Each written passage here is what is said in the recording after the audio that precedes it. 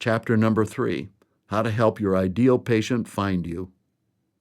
Imagine that you're at the front desk looking at the schedule as a smile creeps across your face. Row after row, name after name, hour after hour, you're about to be blessed with an entire day of ideal patients. Every day should be like this, you whisper. Exactly. Every day should be filled with wonderful, ideal patients, but who are they? Where do they come from? And how can I get more? When you're just getting started, anyone with a chiropractic problem who's willing to pay for your care looks ideal. However, as you've probably discovered by now, some patients cause more trouble than they're worth. It's not that we don't want them to get chiropractic, we just want them to get chiropractic someplace else. To avoid this, smart DCs ask at least 3 questions. Who is my ideal patient? How do I get more just like them? And how do I make it easy for them to find me? If you get this wrong, the smile your morning coffee puts on your lips can be erased by the mere thought of going to the office. Who wants to spend their day arguing with negative complainers about following good care recommendations only to find out that they're also 90 days behind on their payments? If you get this right, the most grateful people you know will thank you for doing what you love to do, and they'll refer their friends. That's when chiropractic is no longer work. It's your passion turned hobby, turned incredible energy source. Goodbye, TGIF. Hello, TGI Monday. Let's start by identifying our ideal patient. This is a fun and productive exercise. Think of 7 patients you truly love caring for. We'll call them the Magnificent 7. Ask your staff members to list their 7 favorites as well.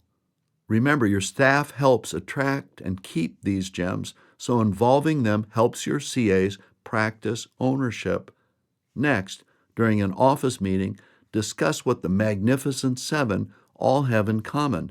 I'm willing to bet your ideal patient is grateful, courteous, keeps their appointments on time, gets better, pays their bill, refers their friends, and stays under chiropractic care because they understand chiropractic. Hey, is perfect too much to ask? Now, it's a simple question of understanding what attitudes and procedures attract and teach what we want in a patient, while filtering out what we don't want in a patient. Number 1, we want patients who are grateful and courteous. Those attitudes start at the top. Do you express gratitude and courtesy to your staff? Your staff mirrors your attitude onto your patients, who reflect how they are treated back to the practice. Are you grateful for good work and courteous about requests? Hot tip: give a sincere compliment to each staff person every day for a specific part of their job that's well done. If you do, your patients will be treated better, I promise. Number 2, we want patients who are on time. You guessed it, the way to get that is to be on time yourself. Nothing fouls a finely tuned practice machine more than a doctor who runs behind. Want to see 12 patients an hour? Don't keep running at 8 to 10 an hour. Insist that patients have multiple appointment plans, which can project order into your future. For the person who wants to bring their own brand of personal chaos into your day by always being late, have your CA handle them like this. Oh, Karen, I'm sorry you're late too. I can't get you in right now, but Dr. Lloyd has an opening and he can see you in 45 minutes after his regularly scheduled appointments. Do you want to go get a latte and come back then? Please don't let Karen cut the line. By being firm with your policies, you're protecting your ideal patients and filtering out chaos. Remember, you're training patients or your patients will be training you. Hot tip: ask your front desk to be direct with you on how you do with time. Number 3, we want patients who get better. Chiropractors with the highest certifications in their chosen technique who insist on complete care plans get the best clinical results. It's sad, but not everyone gets better under chiropractic care.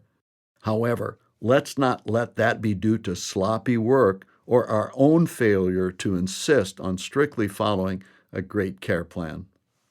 Hot tip: pretend you'll receive a $10,000 bonus for the best care plan laid out in advance and enforced to the end. What would that look like? Number 4, we want patients who pay. Even the best patient care plans can create financial problems for most patients. Create humane patient payment plans to handle deductibles, copays, and non-covered services. Then give your patient a choice of acceptable options to pay you. But Noel, what if the patient can't afford any of those options? This is where your policy becomes a filter to protect you. Instead of struggling with patients who can't pay, care for those who can and do. What about the patient who agrees to pay, then defaults on their promise? You need a system to act as another filter. Train your CA to say, "Oh, Carl, if I can't keep your account current, I can't extend credit. I'm going to need the payment you agreed on." On one occasion, I listened to my CA send a patient home to get the wallet they'd forgotten 3 times already, insisting he pay his bill before she'd let him in to get adjusted. Hot tip: most of the bad debt in your clinic is an attitude, policy, and enforcement problem. Number 5, we want patients who refer their friends. At the peak of their excitement about chiropractic, tell your ideal patient, "Janet, I'd love 10 more patients just like you." In my new patient orientation class, I say, "Tonight I'll teach you who needs to see a chiropractor and how to make a referral." Then I do what I promised and give them certificates for free consultations and exams to give to their friends and family. Hot tip: make your top referring patient the patient of the month. Watch the interest and friendly competition grow among your ideal patients. Number 6, we want patients who stay under care because they understand chiropractic and know it's in their best interest. If we want them to get it, we need to give it in a way they understand. I learned that the hard and expensive way. Early in my own practice, I became disappointed with the number of maintenance patients I had. I hired a market research company to find out why for me. The short answer they uncovered was my patients loved me, but they didn't think that they needed any more chiropractic. What? I was shocked. How could they have missed the message? Then I quit blaming them and decided that I would take responsibility to fix that. I sat down with each patient individually as their care plan was ending and explained maintenance and wellness again. I offered them a chance to sign up for a monthly adjustment. In 22 months, I'd signed up more than 480 patients into a simple monthly adjustment program. We started by loading as many as we could into Tuesday. On one Tuesday, we saw over 80 maintenance patients. It was truly an ideal day. The whole house was full of the best patients I knew. Hot tip: build a group of patients in your practice who make a full-year commitment to maintenance or wellness care. Start scheduling them all on Tuesday and watch Tuesday become your favorite day of the week. Number 7, we want to make it easy for ideal patients to find us. I don't think it's too simplistic to ask that we be the ideal doctor great patients are looking for. That being said, I believe it's always on us to tell the chiropractic story and to be witnesses to the miracles that we have been blessed to watch, literally at arm's length.